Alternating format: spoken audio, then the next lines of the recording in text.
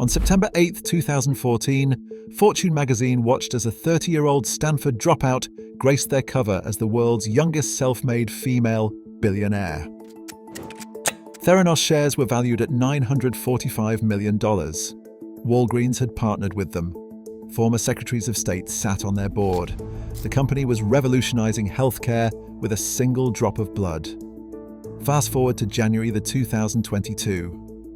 Elizabeth Holmes sits in a federal courthouse as a jury finds her guilty of fraud. Theranos is defunct. Investors lost $945 million.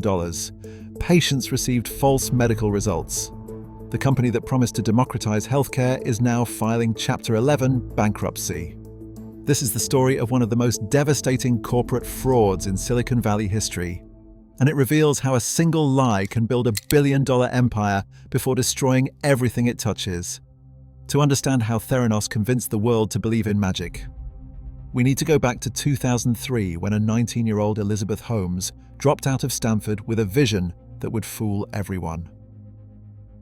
Theranos' story begins at Stanford University in 2003, where 19-year-old Elizabeth Holmes was studying chemical engineering. From an early age, Holmes harbored an intense fear of needles resulting from childhood medical procedures. Her professor, Channing Robertson, encouraged her ambitious idea. What if comprehensive blood tests could be performed using just a tiny drop of blood instead of multiple vials? In 2004, Holmes made the decisive choice to drop out of Stanford with just $1,000 and a revolutionary vision.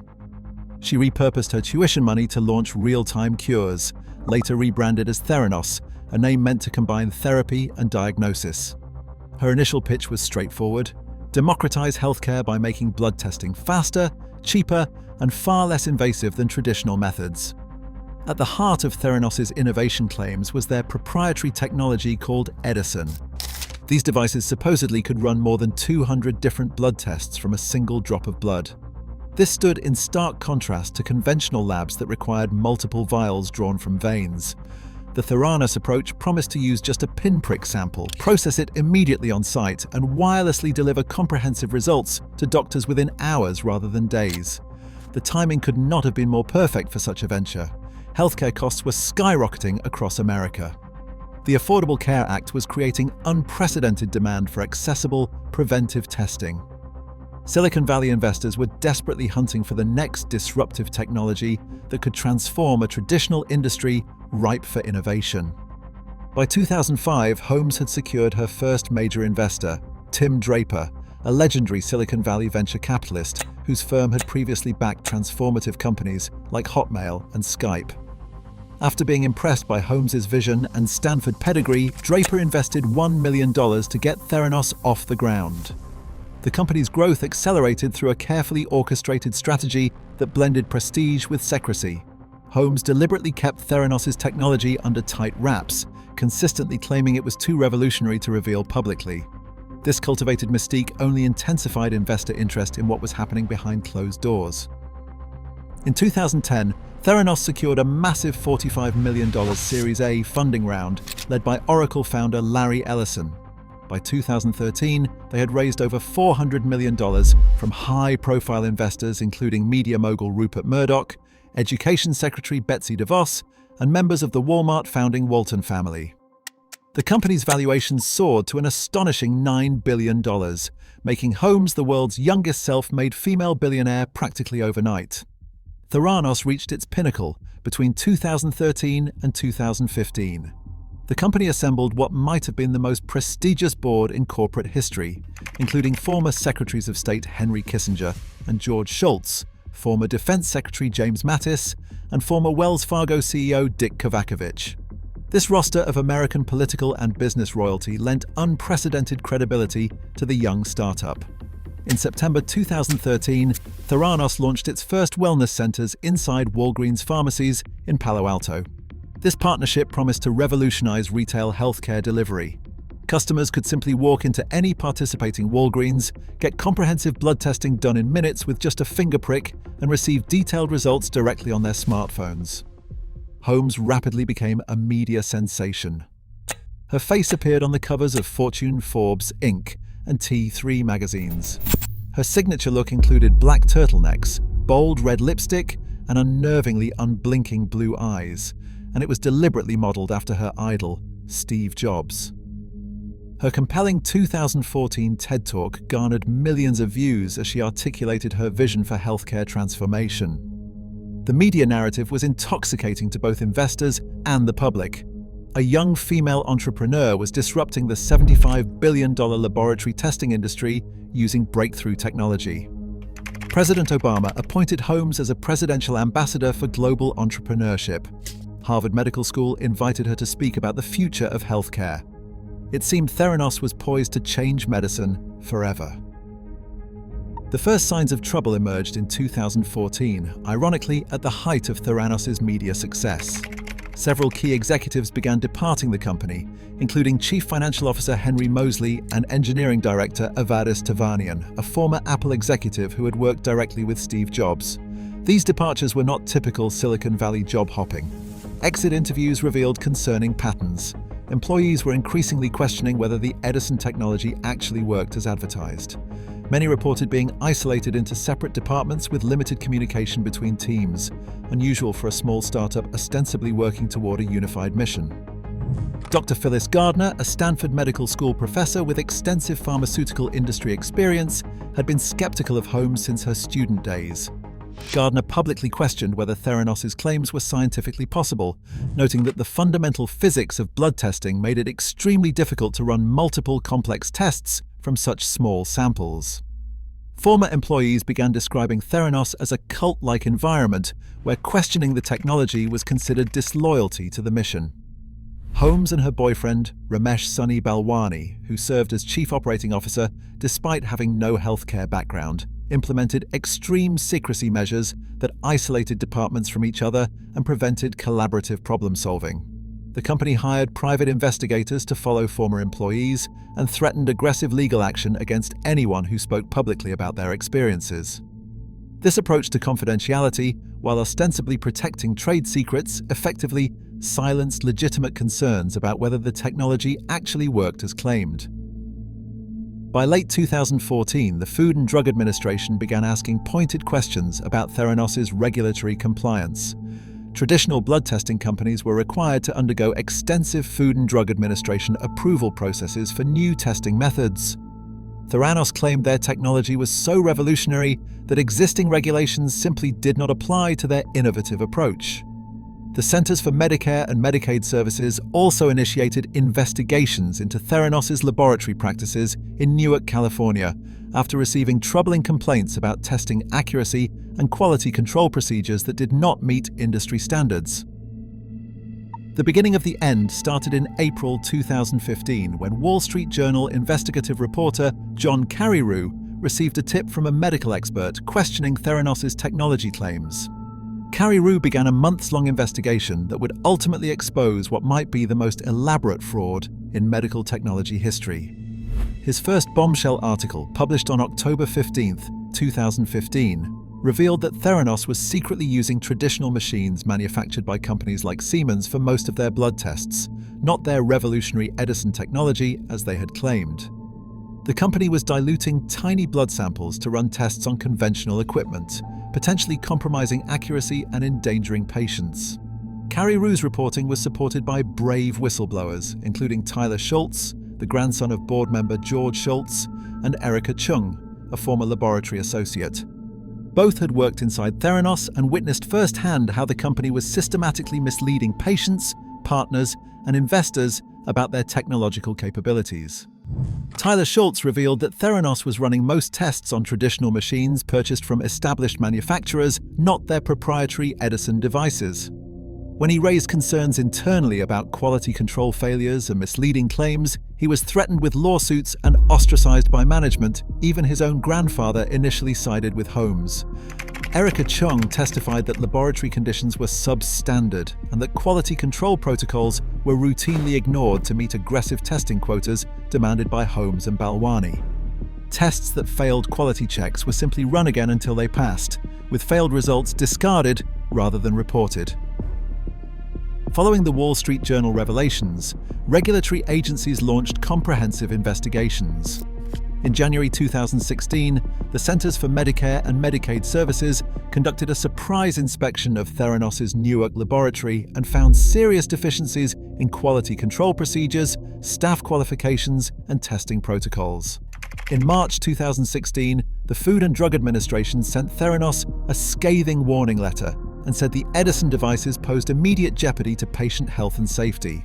The agency ordered Theranos to stop using its proprietary technology for all tests except one, a simple herpes test that appeared to be the only test the technology could reliably perform.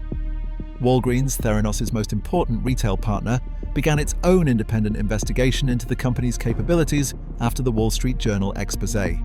In June 2016, Walgreens terminated the partnership completely and later sued Theranos for $140 million in damages, claiming the company had fundamentally misrepresented its technology and violated the agreement from the beginning. Safeway, which had spent an astonishing $350 million redesigning stores to accommodate Theranos wellness centers, also ended the partnership and pursued legal remedies. The grocery giant had invested heavily, believing Theranos would give them a revolutionary competitive advantage in healthcare retail. By March 2018, federal prosecutors had gathered sufficient evidence to charge Elizabeth Holmes and Ramesh Balwani with conspiracy to commit wire fraud and multiple counts of wire fraud.